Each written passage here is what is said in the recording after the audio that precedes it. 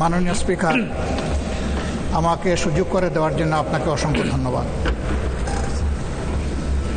আমি সর্বপ্রথম মহান আল্লাহ তাআলার শুকরিয়া আদায় করছি। আপনাকে ধন্যবাদ জ্ঞাপন করার পাশাপাশি সারা দেশবাসী এবং বিশেষ করে আমার নির্বাচনী এলাকার সম্মানিত জনগণকে ধন্যবাদ এবং কৃতজ্ঞতা জ্ঞাপন করছি। তারাই আমাকে এবং আমাদেরকে এখানে কথা বলার সুযোগ করে দিয়েছেন তাদের মূল্যবান ভোটের মাধ্যমে। আমি গভীর শ্রদ্ধার সাথে স্মরণ করছি 47, 52, 71, 90 শাপলা চত্বরের সম্মানিত শহীদবৃন্দকে এবং ফ্যাসিস্ট আমলে 15.5 বছর যারা নির্যাতিত হয়ে দুনিয়া থেকে বিদায় নিয়েছেন, লড়াই করেছেন, আহত হয়েছেন, পঙ্গু হয়েছেন, আয়নাগরের বন্দী হয়েছেন, বিভিন্নভাবে যারা নিগৃহীত হয়েছেন, বিশেষভাবে আমি গভীর শ্রদ্ধার সাথে স্মরণ করছি 24 জুলাইয়ে যারা বুক চিতিয়ে লড়াই করে আমাদেরকে আজকের এই সংসদ গঠন করার সুযোগ তৈরি করে দিয়েছেন। তাদের মধ্যে যারা নির্যাতিত হয়ে দুনিয়া থেকে বিদায় নিয়েছেন, মহান রব্বুল আলমিনের দরবারে দোয়া করি আল্লাহ তাদের সকলকে শহীদ হিসাবে কবুল করুন। যারা আহত পঙ্গু হয়েছেন, আল্লাহ তাদেরকে সুস্থতার নিয়ামত দান করুন। আমরা সকলের প্রতি গভীর শ্রদ্ধাশীল, কৃতজ্ঞ, ঋণী।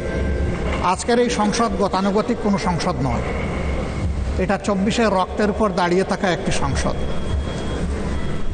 আজকে আপনি এই মহান সংসদের স্পিকার বা অভিভাবক নির্বাচিত হয়েছেন এবং আপনার সাথে ডেপুটি স্পিকার হিসেবে জনাব কায়সার কামাল সাহেব নির্বাচিত হয়েছেন। আমরা দুইজনকেই অভিনন্দন জানাই। মাননীয় স্পিকার, বাংলাদেশের স্বাধীনতার পরপর 55টি বৎসর আমরা অতিক্রম করে এসেছি। এই দেশের সংসদ এবং সংসদীয় রাজনীতি সত্যিকার অর্থে খুব কম সময়ে কার্যকর ছিল। অল্প যেটুকু সময় ছিল জনগণ তার সুবিধা পেয়েছে। বেশিরভাগ সময় ফ্যাসিজমের কবলে পড়ে এই সংসদ ছিল অনেকটা দামি সংসদ, অকার্যকর। এবং আপনি যে বিরল সম্মানে আজকে ভূষিত হয়েছেন, এই জায়গায় অভিভাবকত্বের দায়িত্ব যারা পালন করেছেন অতীতে, তারা নিজের উপর, সংসদের উপর, দেশবাসীর উপর, গণতন্ত্রের উপর, মানুষের অধিকারের উপর তারা সুবিচার অনেকেই করতে পারেননি। আমরা আশা করি আপনার এই অভিভাবকত্বের জায়গা থেকে, আপনি যদি একটা দল থেকে নির্বাচিত হয়ে সংসদে এসেছেন, কিন্তু ইতিমধ্যেই আপনি ঘোষণা দিয়েছেন যে আপনি জাতীয়তাবাদী দলের স্থায়ী কমিটির সদস্য পদ থেকে পদত্যাগ করেছেন। এখন আপনি সকলের, আমরা মনে করি আপনার কাছে সরকারি দল এবং বিরোধী দল আলাদা কিছু হবে না। আপনার কাছে আমরা সুবিচার পাব, জাতির কল্যাণে যে কথাগুলো বলতে চাইব সেই কথাগুলো বলার সুযোগ আপনার কাছ থেকে পাব। আপনার নেতৃত্বে এটি একটি গতিশীল সংসদ হবে, এটা আমরা আশা করতে চাই। আমরা আশা করতে চাই অতীতে যে মন্দ নজির সৃষ্টি হয়েছে বিভিন্ন সময়, এটি নতুন করে আর হবে না। আজকের এই সংসদে অনেক তরুণ সদস্য এখানে আজকে এসেছেন। আমিও বয়সে একটু বেশি হলেও আমিও তরুণ। আমার জীবনে এটা প্রথমে এই সংসদে ঢোকা, সুতরাং আমিও তরুণদের একজন। সেই তরুণরা যারা এখানে প্রাজ্ঞ আছেন, অতীতে যারা এই মহান সংসদের সদস্য বারবার নির্বাচিত হয়েছেন, তাদের কাছ থেকে আমরা ভালো কিছু শিখব। আমরা অতীতের সংসদগুলোতে দেখেছি এখানে দেশের মানুষের কল্যাণ বিবেচনায় আলোচনা না হয়ে মানুষের চরিত্র হননের জন্য এখানে বিপুল সময় ব্যয় করা হয়েছে। আমি আপনাকে বিনীতভাবে অনুরোধ করব, এই সংসদ যেন কারো চরিত্র হননের কেন্দ্রে পরিণত না হয়। আপনার কাছ থেকে কেউ সামান্যতম সুযোগও যেন এই ব্যাপারে না পায়। আমরা চাই এই সংসদ শুধুমাত্র জনকল্যাণে প্রতিষ্ঠিত হবে এবং পরিচালিত হবে। আমি আস্থাশীল, গভীর আস্থাশীল, আপনি একজন লড়াকু মুক্তিযোদ্ধা, আপনি পারবেন ইনশাআল্লাহ এই সংসদকে সফলভাবে নেতৃত্ব দিতে। আমরা আপনার সঙ্গত প্রত্যেকটি বিষয়ে কথা দিচ্ছি, আমরা আপনাকে সমর্থন দিব, সহযোগিতা দিব, আপনার জন্য দোয়া করব।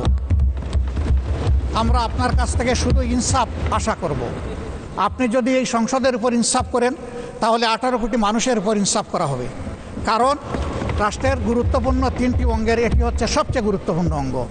এই অঙ্গটা যখন সুস্থ সবলভাবে পরিচালিত হবে, বাকি 2টা অঙ্গ সরাসরি সেইভাবেই কাজ করবে। মাননীয় স্পিকার, আবারও বলি, জুলাইয়ের রক্তের উপর দাঁড়িয়ে এই সংসদ, জুলাইয়ের একটা প্রত্যাশা ছিল, একটা মাত্র স্লোগান ছিল, উই ওয়ান্ট জাস্টিস।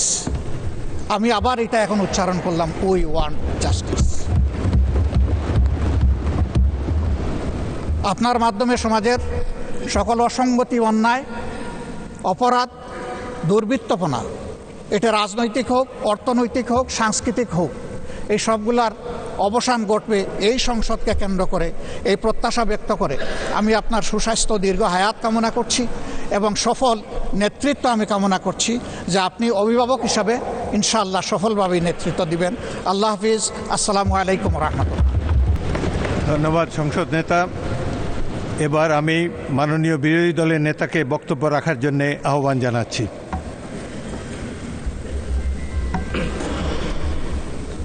আলহামদুলিল্লাহ রাব্বিল আলামিন ওয়াসসালাতু ওয়াসসালামু আলা রাসূলিহিল কারীম ওয়া আলা আলিহি ওয়া সাহবিহি ওয়া আহলি বাইতি আজমাইন।